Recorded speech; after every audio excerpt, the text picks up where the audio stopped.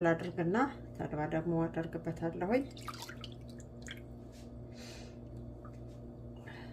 የሱፉን ውሃ ወፈር አድርጉት፣ አታቅጥሩት።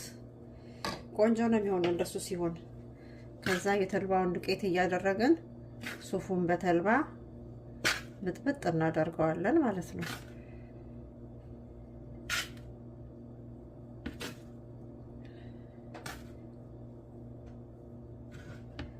እንደዚህ አድርገን በደንብ አድርገን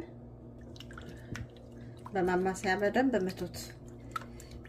ተልባ እንደዚህ በደንብ ሲመታ ልክ እንደ ሽሮ ይለደልዳል። መለድለድ ማለት ምንድነው? መወፈር ማለት ነው። እየወፈረ ነው የሚሄደው። እንዳይጓጉልብን እንደዚህ ምትት እናደርገዋለን ድልሁን ለመስራት። በጣምም ቀጭን እንዳይሆን ተልባ እየጨመረን፣ በጣምም ቅጥን ሳይል በጣምም ሳይወፈር። እስኪ ትንሽ ልጨምርበት።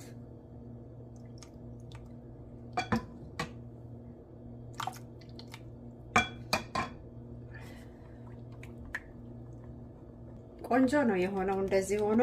ከዛ ነጭ ሽንኩርትና ዝንጅብል ደግሞ ጣል እናደርግበታለን። ቆንጆ ነው የሚሆነው። ትንሽ ኮረሪማ ካላችሁ ደግሞ ኮረሪማ፣ የተፈጨ ኮረሪማ ነስነስ አድርጉበት።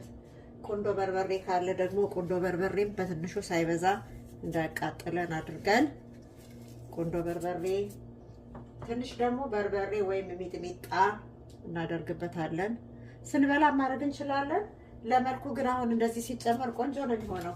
ጨውም ደግሞ ያስፈልገናል። ከተቀመጠ እስከ 2 እስከ 3 ቀን ሊቀመጥ ከሆነ ትንሽ ጨው ያስፈልገናል ለጣዕሙ ማለት ነው። እንደዚህ አድርገን ቆንጆ አድርገን እንሰራለን። ያው ቆንጆ ነው የሆነው በእውነት እንደው ወጥ ያስመርጣል። ተልባ በሱፍ ውሃ እንደዚህ አድርገን